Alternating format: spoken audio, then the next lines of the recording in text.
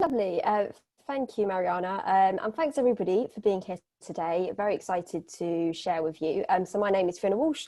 I'm the Sales Director at Student Hubs, and I will introduce who Student Hubs are, what we do, and also a bit about the session. So let me just share my screen now with you. There we go. And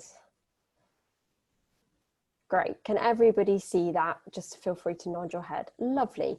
So welcome to our session. So this is lessons from COVID-19, how student hubs have scaled virtual volunteering in 2 weeks. So a very rapid response from us in order to tackle some of the many issues that we faced in this pandemic period. So there we go. Brilliant. So what we are going to be doing today is a few different objectives. So thinking a bit about how student volunteers can actually be a really active part of university civic agenda at this time, and think about how they can respond to local communities and the need from the pandemic. Thinking a bit about on guidance, so how best to engage students with virtual volunteering.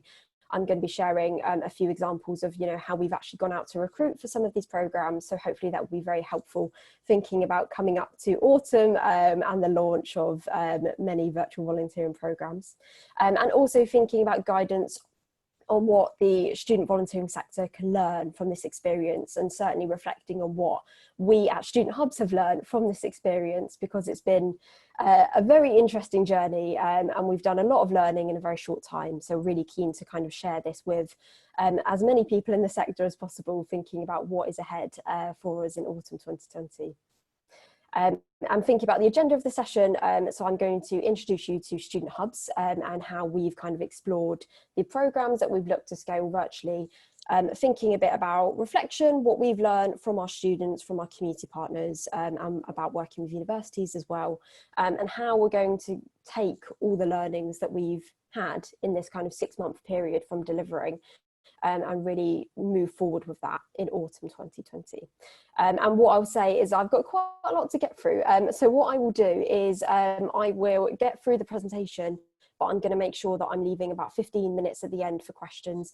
So if you've got questions throughout the session, please feel free to drop them in the chat. And what me and Mariana will do is we'll come to those at the end and answer those. So, introducing Student Hubs. So some of you might have heard of us before, some of you might never have heard of us. Generally, you can recognise us by the bright orange branding that we have everywhere. But basically who we are a national charity. We've been active since around 2007, so we've got a long kind of history in the sector. And what we basically do is, our vision and mission is about engaging students in social and environmental challenges. So our kind of mission is to mainstream student social action with the goal to empower students to become active citizens for life. And currently we work with 5 different UK universities, so the University of Bristol, University of Cambridge, Kingston University in London, University of Southampton and Winchester University as well. And we're roughly every year we work with around 2,000 students across those kind of hub locations, working with over 100 community partners. So we do a lot of varied work across our 5 regions in the UK. And this that I'm sharing with you now is our theory of change. So ultimately at Student Hubs, we believe that when students are supported to do something to tackle social challenges, connect with each other and learn about issues, that communities benefit, students develop skills and key insights, and ultimately those students go away and leave university to become active citizens for life. And this theory of change has become, has always been integral in our work, but in COVID times has become extremely important and pertinent for us. As I talk about, our programs and how we've approached them, I talk a lot about the fact that we took a real community first approach to this. We recognised that we really needed to be led by community needs during this period, and that consideration really informed our approach and really helped us to understand how we could make the most out of this opportunity to really get stuck in, help students kind of meet that local need, and really understand how we can make an impact in our local communities.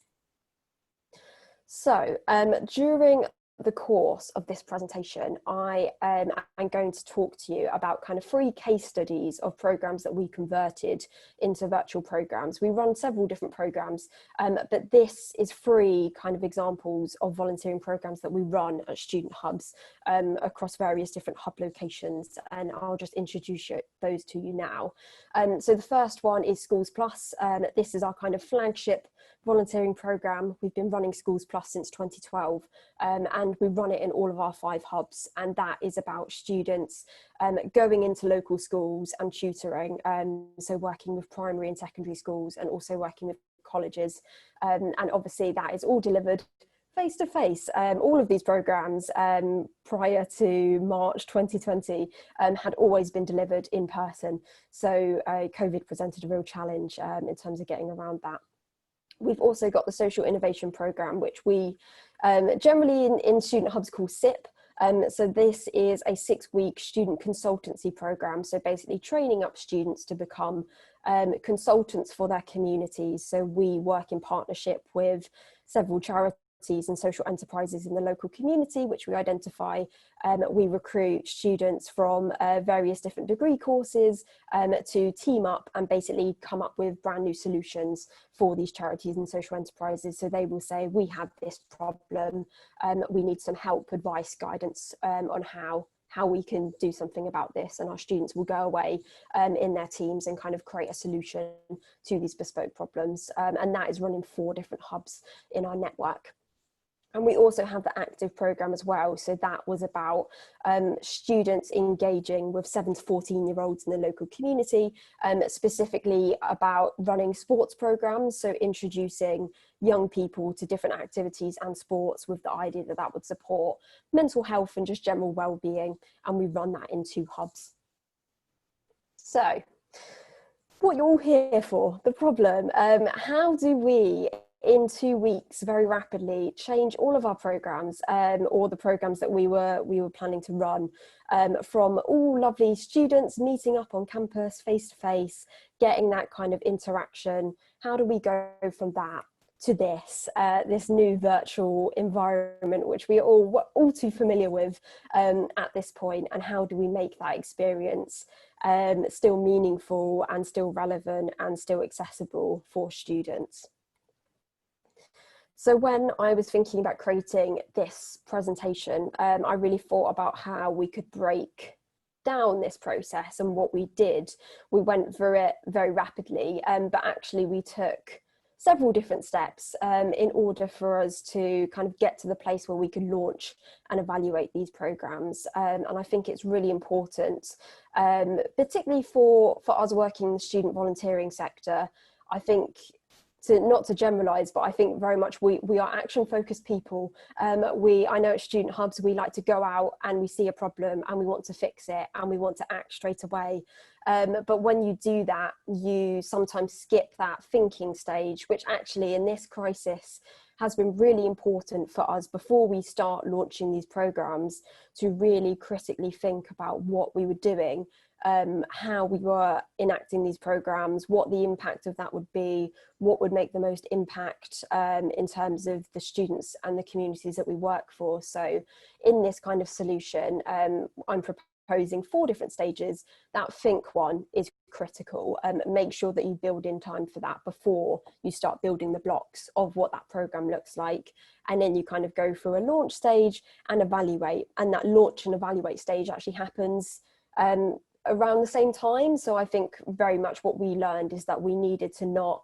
do the evaluation right at the end. We needed to make sure that we were evaluating across the whole program, and the reason that the arrow kind of comes back around is because it's been really important for us to continually learn from all of these experiences. So thinking about how we can really sort of do this stage, launch a program, see it in action, and then take all those learnings into other programs that we were trying to launch at the same time, and thinking about how we could really keep this cycle going. And I think this is something that is going to continue to serve us as we move into autumn and think about launching much wider virtual volunteering programs for the term. So this being the think stage, I think something that was very critical for us in terms of our learning with this program was Recognizing that not all the programs that we currently deliver are going to work as a virtual format. And I think that's really, it's hard because, again, we want to go out, we want to deliver, we want to engage students. And if you've got a format that has worked for years, there is a kind of tendency to think, well, if it's not broke, that we can, don't fix it, we can carry on. But actually, I think it is really important to take that step back and say, well, what is being lost if this is a virtual program? How can we make sure that the format that we change it to is still serving the purpose of this program? So some key questions really that we kind of asked ourselves when we were starting this process. The biggest one obviously being, how will this benefit your students? What programs will benefit your students? It's a really challenging time. Obviously, we've all, I'm sure, been aware of what's been going on with A-level results and with kind of the general chaos that is coming for campuses thinking about starting in September and October. Student experience is going to be incredibly important in autumn. I don't need to tell you that. It's something that we really need to recognise, that volunteering has a huge place in terms of how we can support students in this time. We've certainly seen that has been our kind of biggest takeaway from this period that we've been delivering in, is that students really want these services, they want to volunteer, they want to support, and I think how you mobilise in your local universities is going to make a really huge difference to students and their experience come September, because obviously their teaching hours are not actually going to make up that much of their experience if they're restricted in accessing campuses, if they're restricted in what socialising they can do, or even sort of which bubbles they're in. If they're in a bubble that is just all their university course mates, they're not getting that opportunity to actually meet people from diverse backgrounds, meet people from different courses. So volunteering has a real part to play in terms of benefiting students come September and how we can really inform that fantastic student experience for them. Also, as I mentioned at the start, something that we really strongly believe in is how can we support and benefit local communities during this time. We have been extremely privileged that we've been able to enact projects at this time. We've not had to furlough any staff. We've actually been really busy delivering on the ground, which has been fantastic, but also being able to really go out there and speak to communities and say, what do you need from us? How can we support you? That has been really positive for students, for our community partners. And I think there is a really big piece of work there around how can you identify and map what that local need is, because it's going to be different in every single community. So is there ways that students can add a tremendous amount of capacity to communities during this time? How can you strengthen that relationship? Obviously, again, thinking about the climate coming into September and October, there is a concern around the influx of students coming into local communities, kind of disrupting that flow that has been happening. We're trying to keep transmission down. Positive student community relationships are going to be a really big factor, I think, in this term. So volunteering, again, is a fantastic way that we can foster that in our local communities. So how do you respond to need and match that accordingly as well? I think ultimately that comes from just conversation. Go and speak to your communities, go and reach out to charities, to social enterprises, to community leaders, to community groups. Think about how you can do that kind of research and how you can actually approach individuals to really honestly ask them, what do they need? That was a kind of key area in how we thought about scaling these programs. We really embedded consultancy through this. And I think if we hadn't have done that, we would have risked missing the boat, or sort of scaling a project, but actually it wasn't fit for purpose because the capacity from our communities weren't there to support it. So really take that part quite heavily upon yourself to make sure you're doing that consultancy and that you're speaking to communities and also speaking to students as well, of course. And finally, how can you mitigate the risks and challenges that come from a virtual environment versus an in-person environment? As much as we want to believe that Zoom is the solution to everything, I think we've realised that it's unfortunately not, that there are, a variety of challenges that come from being in a virtual environment, and being, stuck, sort of chained to your desk to do these types of things, and how, you're reliant on that virtual communication rather than just having a conversation with somebody. So we wanted to make sure that we were really adequately considering that, and that we were thinking for all of our projects, is this appropriate? Is this relevant? How can we support students to get the most out of this programme? And how can we support our communities to get the most out of it as well? So that was the think stage. Moving in to the kind of second build phase. So this is a photo of our lovely staff team. Ultimately, what I'd recommend for you to do is think about creating a task force. So we, again, are very lucky at Student Hubs that we have, how our kind of hub model works is that we have local teams. So we'll have, a 2-person Bristol team, 2-person Southampton team, 3-person team in Kingston. But what we can do is that we can actually come together as a network, and that is absolutely what we did when thinking about this piece of work. So we kind of had staff from different local regions collaborating to think about what is our Schools Plus response going to be, what is our active response going to be, what does an alternate delivery SIP program look like. And that was extremely beneficial. And actually we've had a lot of staff in this time report that they feel so much more connected to the network because they've had to kind of do this collaborative work together, and it's really helped them to understand the challenges going into this, to get the support that they need, and also just to have as many eyes on this piece of work as possible. I really believe quite strongly that you can't do this work in a silo. You need to do it with others. And so for you, obviously, I'm extremely aware that a lot of volunteering teams are going to be quite small at universities. Some might have much larger teams, but some might be a team of 1, you might be a team of 2. So think about your networks, both internally and externally. Obviously, we are here because we are part of the lovely student volunteering network. Please use that network, use your regional groups, reach out to people, use the social media accounts, because we're all going through it at the same time. And I think we're going to have very similar challenges, and also, different challenges that we can bring to the table. So it's really important that at this time, we're connecting with each other and we're getting that support, equally in your universities as well. So we, in our kind of hub teams, we're not only sort of based in a volunteering department. Some of our hubs sit within the student union, some sit within careers, some sit within widening participation. So do reach out to those kind of your colleagues that sit in those types of departments, because again, we're all going through exactly the same thing. We're all trying to reach students through this new virtual platform, and it's a great way just to really embody collaboration into these programs, and to make sure that you're taking a variety of different experiences from both inside your university and without. So definitely reach out to people. We all need support during this period, so if you can kind of map those networks now, I think it will save you a lot of time come September, when everything gets a little bit crazy. And I'd also strongly recommend putting yourself into your student shoes. If you've got, volunteers from previous years that that you've got emails for, that you could reach out to, do reach out to them, ask them, what do you want from this year? What are you concerned about? What is it that you want to see?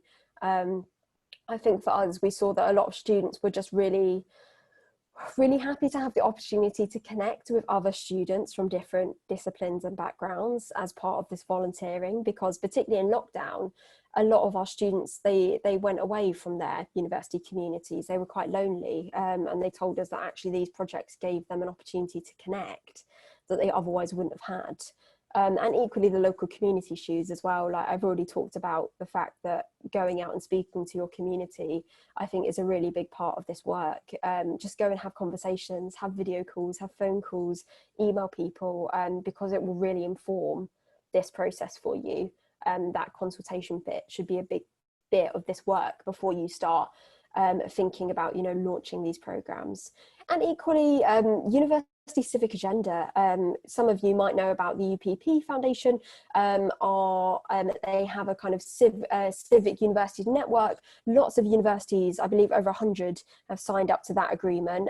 You'll be able to find if your university has through the UPP Foundation and their website. But a lot of universities are actually really committed to having that civic agenda, to being a responsible, local institution to support their communities. It's worth connecting with people in your kind of public engagement teams, in your knowledge exchange teams, because they will probably have a very good idea of what that kind of policy and what the university priorities are in that. And it might be that actually there's a great opportunity for you to connect where they've kind of got partners that they want to serve, but they've not got the resources, or they no longer can do that face to face. We have that expertise in how we can mobilize students to go out and volunteer. So do kind of seek out those different connections, because it can be really helpful to just get a different perspective on what this opportunity could look like. So moving on to those third and fourth stages. So this is the launch and evaluate stage. So again, once you've launched that program, firstly, give yourself a pat on the back, because the fact that you've launched a virtual program is incredible. We are all experiencing something completely new here in this landscape, both students, communities, us as staff. So keep checking in with all of those people. Check in with yourself as well. We don't often make that time for reflection because we are so busy doing stuff, but actually I think in this point it's really important to do that. And I think also if you are a team that don't typically collect evaluative information, that kind of quantitative and qualitative data it's hugely important, I think, here. And I don't want you to feel like that is a massive undertaking. I think it is a case of, it might be new for you, but actually it's just really useful in terms of getting that feedback back from students and partners about what is working, what is not working. You've got that evidence there, and it helps you build in that process of evaluating the programs and then changing how you think and how you build them in the future. And I've put a link here as well, but this is to TASO, which is Transforming Access for Student Outcomes. They are funded by the Office for Students, and they have a fantastic toolkit, which is about how to basically go about setting up an evaluation framework for access projects. And to be honest, for all projects, it's very similar. What they outline is very similar to what we do in the charity sector. If you're new to evaluation and you're new to evidencing, I'd strongly recommend checking out what TASO has to offer, because they've got a great kind of four-stage guide on their website, and it provides a really kind of good checklist of questions that you can ask. It tells you about thinking about outcomes and how you can start to do that effectively. So that is a great resource. So if you take nothing else away from this workshop, please go and have a look at TASO, because they do actually have some really good information. Brilliant. So I am going to move on now to our kind of 3 case studies of how we have actually done this work in practice. How did we scale these programs, and what changed, and what did we decide to do? So the first one is Schools Plus. So to remind you what Schools Plus is, it is our tutoring program, so the one that runs in primary and secondary schools and also runs in colleges, and we run that in all 5 hubs. So Schools Plus, we came up with the very creative name Schools Plus Virtual for this programme. It was opt-in for schools and for students to participate in. And basically we consulted with school partners to ask them about what they wanted from us. And schools were facing and are still facing an incredibly challenging time at the moment. And we had a very mixed response from our school partners. Some said to us, great, virtual tutoring, absolutely, we need this extra support for our pupils, and we want to support it, so please go ahead and do that. And some of our schools turned back to us and said, we're really sorry, but we just don't have the capacity for this at the moment. We're fighting too many other fires. We need to focus on what we can do and how we can support our pupils. And that was absolutely fine too. And so because of this, that really informed how we decided to deliver this program for the summer. So typically, in a usual academic year, we would finish our Schools Plus delivery usually in March. So by the time that universities broke up for Easter, we would finish, and that would be it for Schools Plus. This year, we actually decided to carry it on in the virtual format because we recognised that there were going to be a lot of pupils, and particularly disadvantaged pupils, who were going to really struggle during this time. They were not going to have the support. They weren't necessarily going to have the resources at home to do this work. So that is where our students could really bridge that gap. And Schools Plus is a programme that is all about tackling educational disadvantage. What better way to do that than sort of bringing a virtual offering to the pupils and the local communities that we work with. And it also sort of gave that opportunity as well for, sorry, my doorbell's ringing. It also gave that opportunity for us to be able to deliver a targeted opportunity. So thinking about how could we reach pupils that directly needed that need, and how could we reach students who really wanted to contribute and help, but needed that platform for it. And yeah, it really provided an outlet for those pupils. So what we did is we used Bramble, which is a kind of new, well, I don't think it's new, it's new to us, using Bramble to facilitate that tutoring experience. And what we did is we went out and advertised. So we asked students to contribute what they could. I think it was really important that we took the approach of asking students to contribute in a variety of different ways. I think options during this point are absolutely key. So for example, in our offer here, we have around what they could do. So they could make educational videos, they could make worksheets or different resources, they could sign up to be a tutor. So it really kind of gave students a lot of different options depending on what capacity they had to support. We went out with a very clear call to action. So we need you to help. But equally, we also framed it in the way that we were putting that community need first. And I think, as you'll see throughout this presentation, that resonated really strongly with students. So thinking about how in our Facebook post, we actually talk about the fact that this is something that schools have asked us for, and that this is what they want from us. And I think that messaging was really important and really key for getting students to understand that we hadn't done this in isolation. We had actually spoken to schools, and this is what they'd identified, and that in turn helped students feel like they were really meeting that need, and that they were being useful and kind of using their skills to benefit the young pupils who had a really tough and challenging set of circumstances. And a few kind of quotes.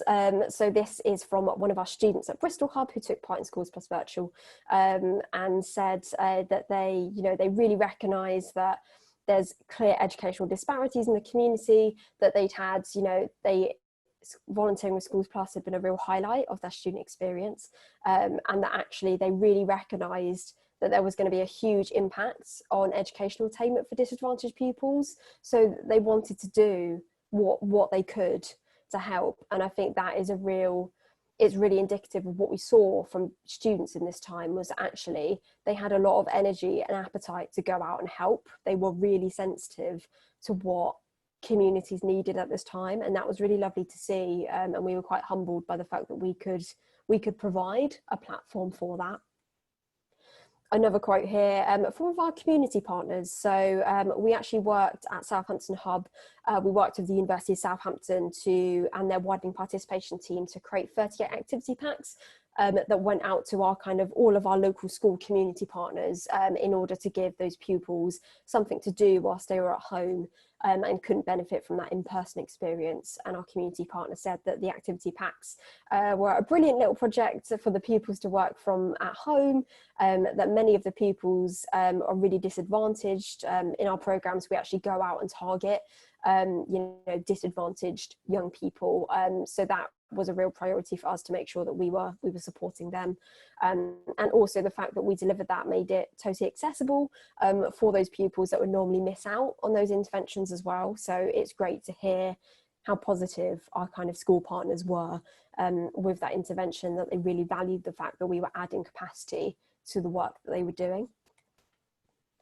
Moving on to the second example. So this is generally about student consultancy projects. We've got a few of them, but the main one I'm going to talk about is SIP, which is the Social Innovation Project.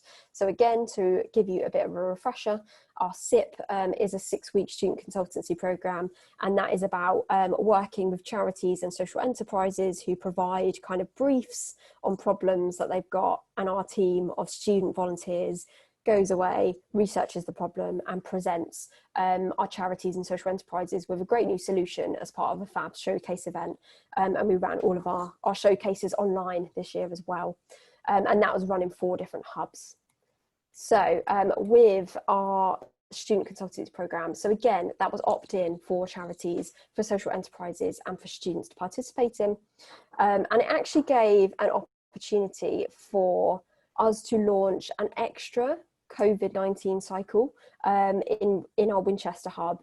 So we had, again, we'd finished our delivery for the year, but we recognised that there was a clear place for us to be able to go out and say, we can deliver this, we can go out, we can reach organisations, and we can find a way to support them in this time using students. So that was really fantastic. And we did have some programs that had already launched, and we actually had to convert those to virtual programs. So people started the program in person, and they did the rest of it and finished it in a virtual environment, which was really interesting to see. And the program ultimately, it gave students that opportunity to provide really targeted support. So we worked with these kind of charities and social enterprises to say, what are the problems that you have, specifically thinking about, you know, what challenges has COVID caused you, and how can students identify solutions to this? So giving, you know, these organisations that extra bit of capacity that they really needed during this time. And it was also an opportunity for students to connect with each other. So many students that took part in the SIP told us that actually they really enjoyed the programme because they were being able to connect with students in a way that they just couldn't outside of, you know, once they'd gone home and, you know, lockdown had entered. This was kind of the main contact that they were getting with students from other disciplines. So I think it's really important that we can offer that to students, that we can give them that opportunity. And also we use Zoom as well to facilitate and for that showcase.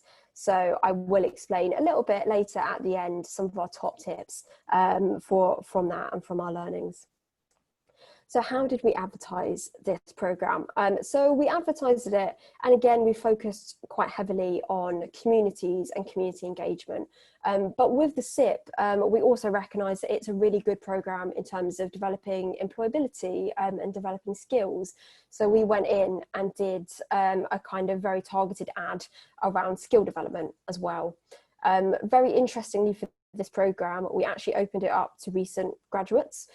So it was taking place in kind of June, July time, when a lot of students would have finished exams typically, and, you know, they would have been looking forward to graduation. We recognised there was a real need for students to actually get more of these work experience opportunities, particularly where they might have had, you know, been disappointed in work experience placements being cancelled, internships being cancelled, graduate schemes being cancelled. So it gave us an opportunity to really open that up to more students than we typically would target. And there was also a very clear call to action that we heavily supported with graphics.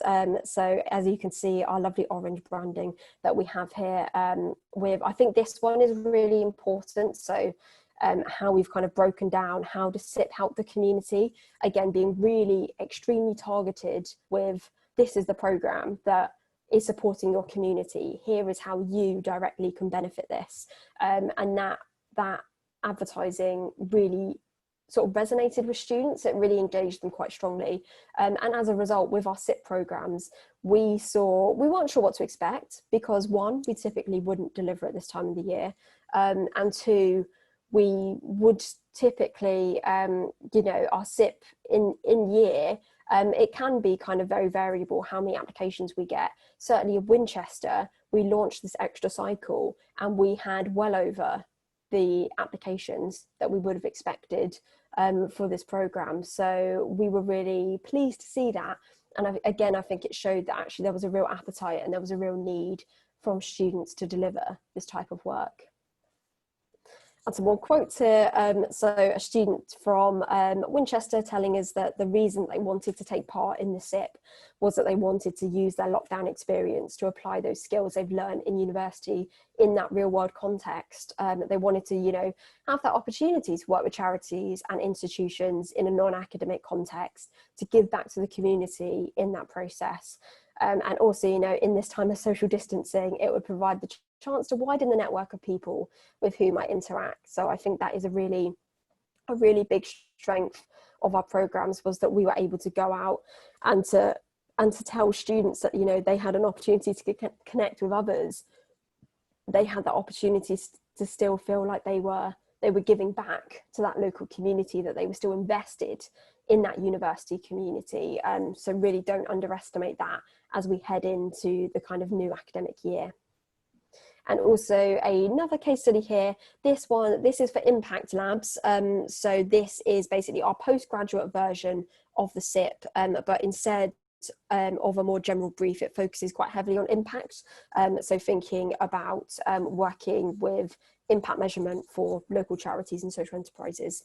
So as part of this, where we worked with Cambridge Rare Diseases Network, and they said, that our students have been incredibly passionate about their work, that they, are supporting families who've been shielding, that it's a really isolating time for families, and that actually for them and the students to be a part of this was quite special, which is really lovely to hear. That our team dealt really empathetically with kind of the circumstances surrounding this project, and that it's actually been really helpful for them to have a kind of lull in time. Obviously, a lot of delivery very suddenly stopped for many of these organisations. So actually, we were able to go in and say, we've got this program that can help you to identify where you need support. It gave that opportunity for our students to really meaningfully provide support for these charities who had very suddenly come to a standstill, and to have that chance to reflect.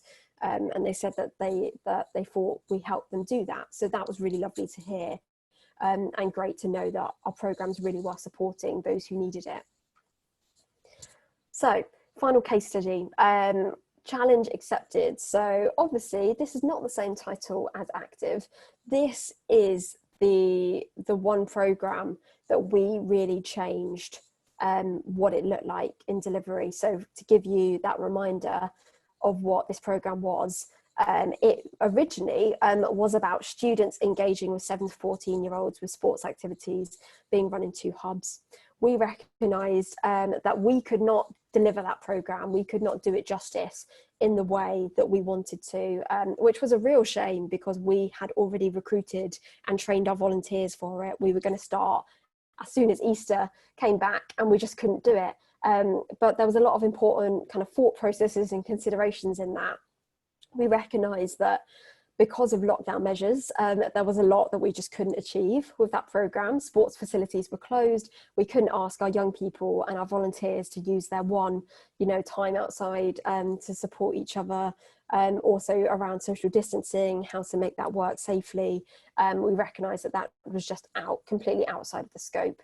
And equally, Active wasn't the intervention that those young people needed at that time. With the school closures, we recognised that our efforts were much better directed towards that schools plus virtual provision, providing activity backs, and being able to kind of ask schools directly what they needed from us at that time.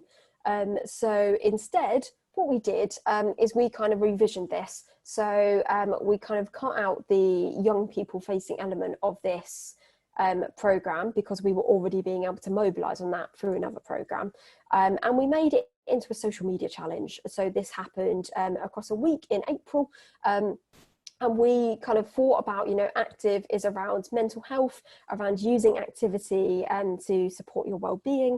So we directed that back at students, and we had this pool of volunteers who were already, engaged, who were ready to support and help. And what we did is that we used them to really create and generate the content for this campaign. So in a minute, I'll show you what that looked like.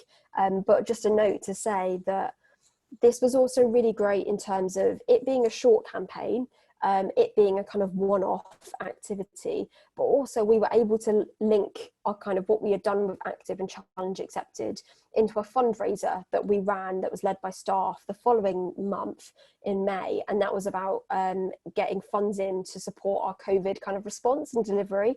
And actually, I think that's a great model for if you don't have the capacity to run, a 6-week program, or to run anything that is going to be a kind of not a one-off program. Doing something like this is actually a great alternative to that. Think about, one-off interventions that you can maybe do every month. And if you have a way to link that up, that's still a really meaningful way to engage students, to get them volunteering, to think about how you can keep adapting and keep being really flexible to what you and what the university and what students and the community needs. So how do we advertise this programme? So again, we asked our active volunteers to actually generate this content, which was really great to see. And it resonated better with students as well. So for example, in this one here, we have, hey everybody, I'm Emily, I'm a student volunteer at Bristol Hub. Today I'm challenging you to balance for 1 minute in the tree pose. So we got volunteers to, take photos of themselves doing activity and then share that with us. And we had a kind of hashtag stay in workout. And that was great because we could every day post a different activity. It was a really kind of low energy way for people to take part and to engage with what we were offering, and it was also really great to kind of just show that we were really mindful about what students were going through during this time, and that we wanted to kind of use solutions to be part of the solution to that. So yeah, a really nice campaign, and definitely something to think about if you know that your capacity is going to be thinking around like one-off campaigns, particularly in this first term.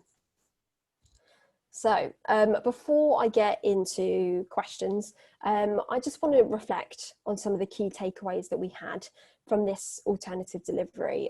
So this slide is focusing particularly on what we saw from students and what we saw from our community partners as well. So students embrace this technology incredibly well, perhaps better than we did, but that is because, there's a lot of logistics involved in running Zoom breakout rooms, as I'm sure some of you have already identified. And it was great to see students actually being really incredibly responsive to this need and being able to, being able to just adapt and get on with things was fantastic, even when projects had already started in person. Our students really enjoyed being able to support the community at this time. That is, the key message that we kept getting back from students, was that they were really grateful that we were running delivery. So if you're concerned about appetite for this type of work come September, I would really, encourage you to think positively about it. I think there is appetite, and actually, I think students now more than ever are going to be looking for these opportunities to fill that gap where, it once would have been filled by the typical student experience that we know. Actually, there is going to be a gap. So how can we, as as volunteering professionals, go out and really meet that and support students and give them this outlet that is going to make their student university experience even better? And also potentially capture some volunteers that may have never considered it before as well. That's really exciting.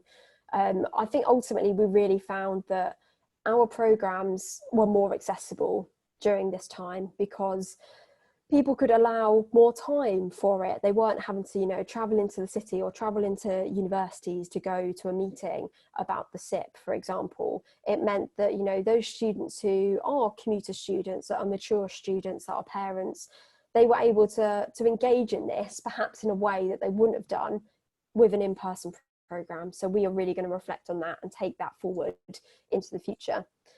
Community partners, they really found this delivery very helpful. It was great for them to be able to know that they were getting capacity from students to tackle the issues that they needed to tackle in terms of COVID. And this will continue to be something that really drives our work and really drives our conversations with our community partners.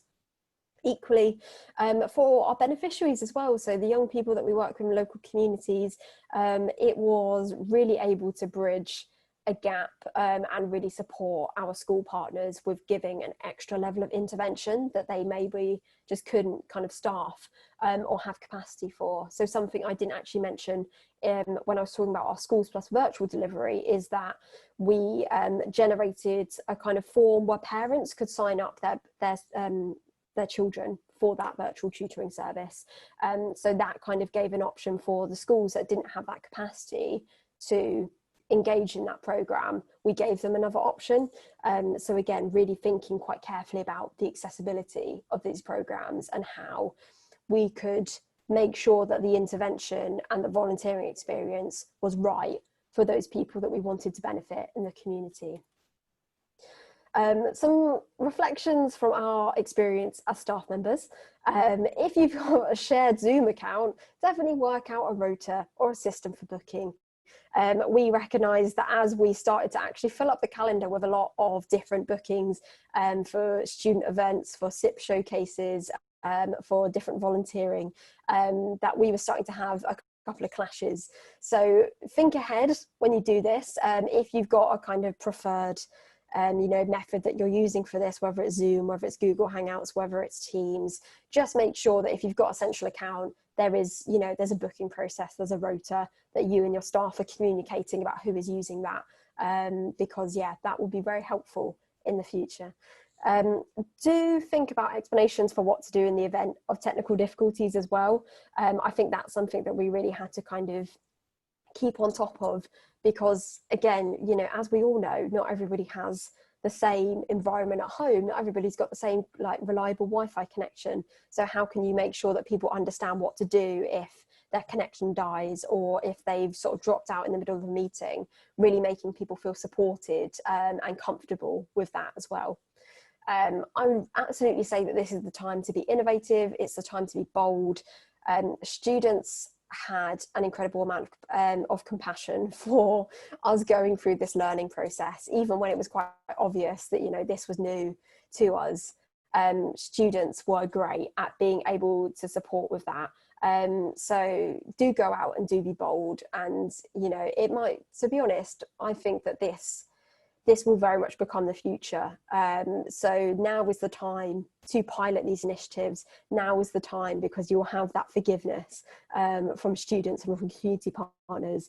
And it means that, maybe in 2 years, 5 years down the line, when this is completely standard, you won't have students saying, oh, why don't they know how to do this yet? Do it now, pilot it now. Getting feedback, absolutely key. Do it, make sure that you are thinking about evaluation frameworks, even if it's something you've never done before. If you know that you do that and that you do that really well, think about how you can reflect on that process. So for example, how can you make sure that you are definitely collecting as much feedback as you need? If you know that you don't get a great take up of feedback, how can you embed that process better? How can you make sure that you're not just doing it at the end, but also doing it in the middle of the process as well, so you're not missing any kind of key reflections or data that you need to learn from that program.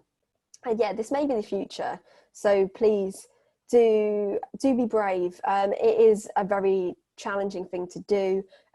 Sometimes it has been really hard for us, but actually we've learned an incredible amount from this process, and actually I think it's really informed our delivery for the future and how we might approach that. So for example, moving forward, some of the things that we're going to be doing, I think we're absolutely going to be considering a blended delivery approach. Even once in-person programs open, there's a real aspect there around accessibility, which I think pre-COVID we never would have trialed, because we would have been concerned about the time and capacity and energy to do it. And actually it's really opened our eyes to the fact that more students have an appetite for this, and more students will be able to engage because it's online. So for example, we typically don't run programs across the summer.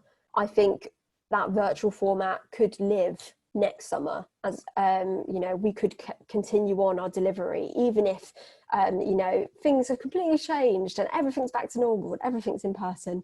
Not sure how likely that is, but even if that is the case, there is absolutely a place for these virtual programs, and we will be strongly considering how we embed that in the future.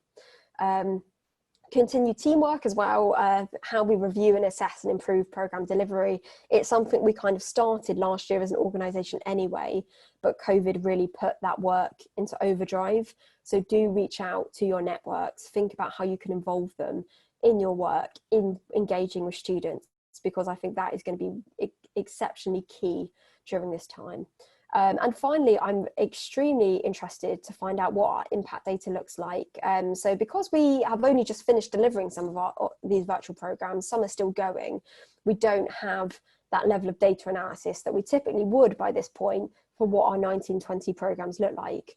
We usually do our kind of mid-year reporting in December, January time with our students from our autumn programs. So I will be really interested and fascinated to see what that looks like, what the stats look like on community belonging, volunteer connections, and, you know, opportunities that students otherwise wouldn't have had.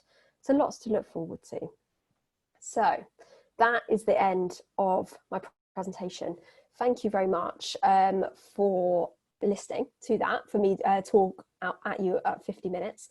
What I will do now is I will just see if I can get Zoom back up. I'll stop sharing my screen and I will come back to you. So no questions in the chat that I can see. Any questions about any aspect of that? Anyone who has any questions, feel free to unmute yourself, or if you're not very comfortable with that, please feel free to write them in the chat. Fiona, I was also going to ask, are you able to put your email in the chat as well? Yeah. Just because I know that you know, some people have meetings immediately after this, and they might feel a bit more comfortable with just emailing you directly, if that's okay. The other thing I was going to also say, that I'm going to put the link on the chat as well. It's the link to our website, and I'm going to put the email as well, which is just student.volunteeringnetwork@gmail.com. If you do have any questions about the conference or about any of the sessions as well, like, I know that sometimes you get like bombarded with information and it's just like, I don't have any questions now, but you know, okay, so I think we have, okay, is it possible to receive this presentation? Yeah, I think we are recording the session. Actually, I'm going to stop recording the session now.